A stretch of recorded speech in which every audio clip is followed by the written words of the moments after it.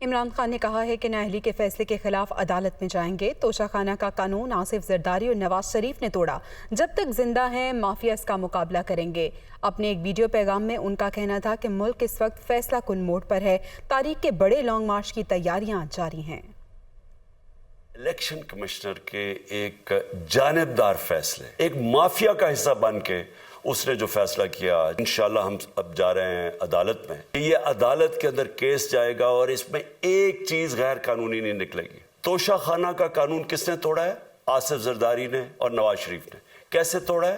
انہوں نے 4 مہنگی گاڑیاں اس توشہ خانہ سے نکالی ہے۔ قانون یہ کہتا ہے کہ آپ گاڑیاں نہیں نکال سکتے، مجھے بھی ملی تھی۔ تو ان کے کیس تو سنے نہیں کہ سارا ریکارڈ اویلیبل ہے، اس کے اوپر اس نے یہ فیصلہ کیا۔ مجھے پہلے ہی پتا تھا کہ انہوں نے اس کا رزلٹ کیا آنا ہے، کیونکہ یہ اس سازش کا حصہ ہے، یہ مافیا کا حصہ ہے۔ ایک پارٹی جو ساری فیڈریشن کو اکٹھا رکھ سکتی ہے، اسی پارٹی کو ختم کرنے کی کوشش کر رہے ہیں کہ جناب عمران خان کو کسی طرح ڈسکوالیفائی کرے اور پھر الیکشن ہو۔ مجھے اور نواز شریف کو ایک ہی طرح دکھایا جا رہا ہے کہ اچھا جی عمران خان بھی ڈسکوالیفائی ہو گیا تو نواز شریف بھی ہو گیا۔ نواز شریف اس ملک کا بڑا مجرم ہے، 30 سال سے چوری کر رہا ہے اس ملک کا پیسہ باہر، بڑے محلات ہیں اس کے اور اس کے بچوں کے باہر، ایک رسید نہیں دکھا سکتا کہ پیسہ کدھر سے آیا۔ میں نے 8 مہینے عدالت کے اندر ایک رسید بتائی کہ مجھے کدھر سے انکم آئی، کدھر سے آمدنی آئی۔ عدالت نے مجھے صادق اور امین کہا۔ یہ جو مافیا بیٹھا ہوا ہے جس کا یہ حصہ ہے، یہ الیکشن کمشنر، میں جب تک زندہ ہوں میں ان کا مقابلہ کروں گا۔